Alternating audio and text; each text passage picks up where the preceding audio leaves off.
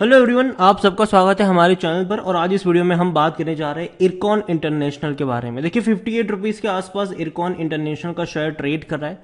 Railway से जुड़ी हुई कंपनी है ये, सरकारी कंपनी है ये, और पिछले कुछ दिनों में धीरे धीरे ये ऊपर की तरफ जाता नजर भी आया है।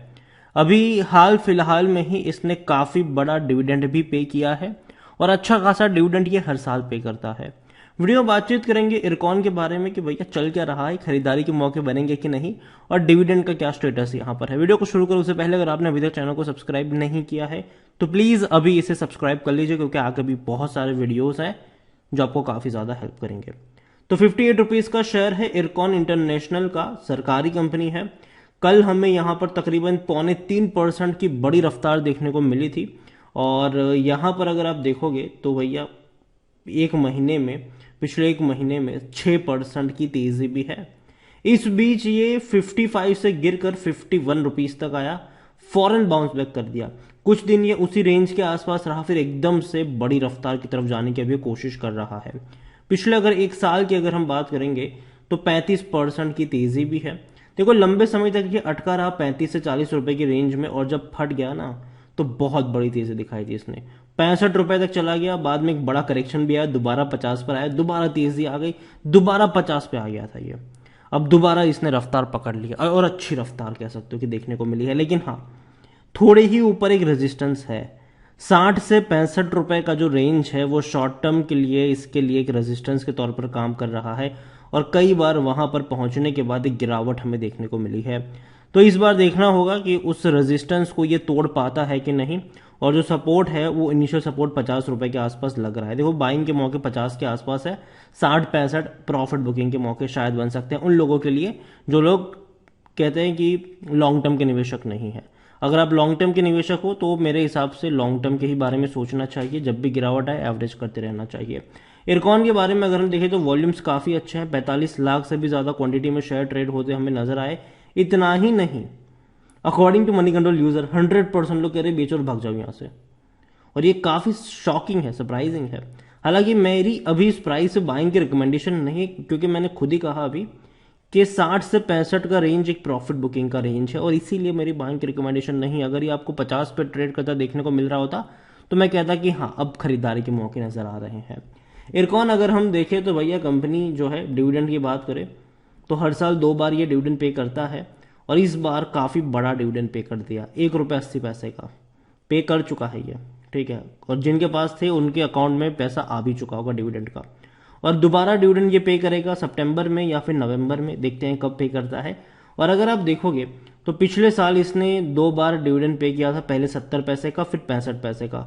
उससे पहले 2021 में अगर हम देखें तब इनका डिविडेंड थोड़ा सा ज़्यादा था।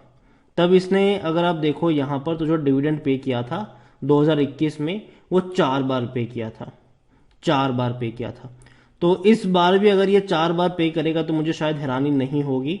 यहाँ पर अगर हम देखेंगे तो 2021 में इसने डिविडेंड पे किया था 1 रुपये 30 पैसे का फरवरी में, जो कि इस बार भी किया है। बाद में दोबारा अप्रैल में पे किया था 45 पैसे का, फिर बाद में जून में पे किया 1 रुपये 70 पैसे का, फिर बाद में नवंबर में पे किया 70 पैसे का। तो मुझे लगता है कि शायद हो सकता है कि इस बार भी बड़ा डिविडेंड देखने को मिल जाए, शायद ज़्यादा पे करे, 3-4 बार डिविडेंड पे कर सकता है ये। क्योंकि अगर हम इससे पहले 2020 में देखें तो बहुत बड़ा डिविडेंड था, 2 ही बार पे किया था, लेकिन अमाउंट बड़ा था। पहले 13 रुपये 45 पैसे का था, बाद में 2 रुपये 6 पैसे का था। इससे पहले अगर 2019 में देखो तो और ज़्यादा बड़ा डिविडेंड था ये, 10 रुपये 72 पैसे और तकरीबन 10 रुपये 85 पैसे के आसपास।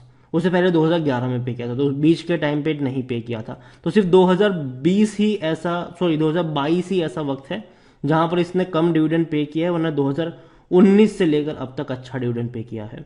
तो देखते हैं क्या होता है यहाँ पर आने वाले दौर में। इनके रेवेन्यू बढ़ते हुए नजर जरूर आए हैं, और आगे और भी बढ़ते हुए नजर आ सकते हैं आपको।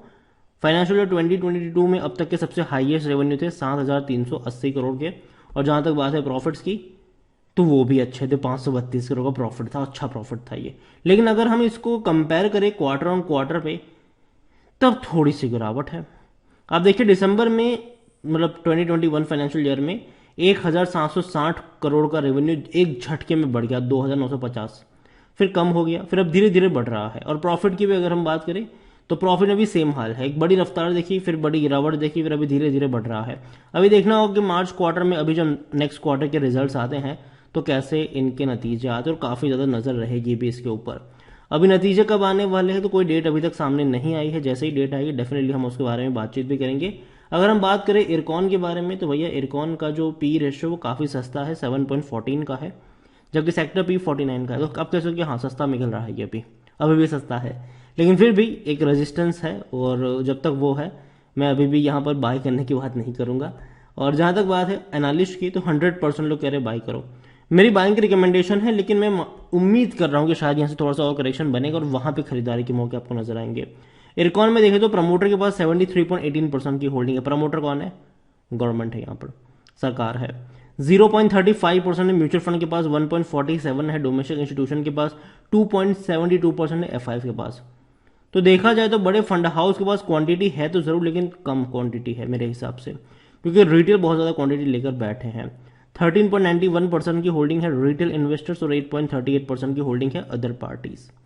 ओवरऑल इरकॉन रेलवे से जुड़ी हुई कंपनी है, कई सारे बड़े प्रोजेक्ट इस कंपनी को मिलते हैं और आगे भी मिलते रहेंगे, और मैं मान रहा हूँ कि रेलवे में भैया बहुत कुछ करना बाकी है, और कई सारे सरकार जो है ना, मतलब अभी सरकार जो है वो इंफ्रा पे बहुत ज़्यादा स्पेंडिंग करेगी और इन कंपनियों को फायदा होगा।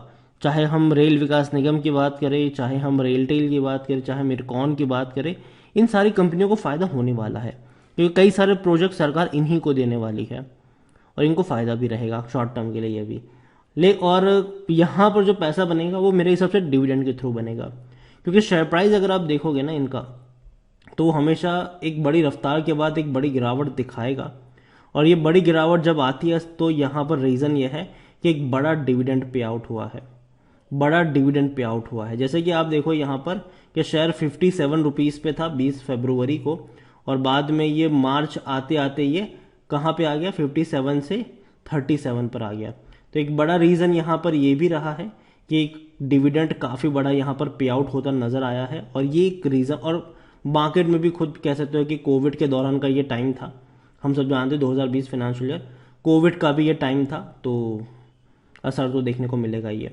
लेकिन वापस से बाउंस बैक कर गया, अच्छी तेज़ी आई, वापस गिरा, फिर तेज़ी बनी, फिर गिरा, फिर तेज़ी बनी, फिर गिरा, अभी दोबारा तेज़ी बनी, और बहुत बड़ी तेज़ी इस बार आई है, 5 साल की सबसे बड़ी तेज़ी कह सकते हो कि देखने को मिली। 63 पे गया, वरना इससे पहले इस रेंज में नहीं गया ये, और जब भी गया है भैया बड़ी रफ्तार पकड़ी है, बड़े करेक्शन भी देखने को मिले हैं, और मेरे हिसाब से थोड़े से और बनते हुए नजर आ सकते हैं। 50 रुपए के आसपास मिले तो मुझे लगता है कि एक कंफर्टेबल लेवल होगा खरीदारी का, उसे महंगा मैं नहीं खरीदूंगा। और खरीदारी करिए तो बने रहिए यहाँ पर, डिविडेंड ये पे करता है, और साल में हो सकता है कि ये 3-4 बार पे करता है, दोबारा से नजर आ जाए।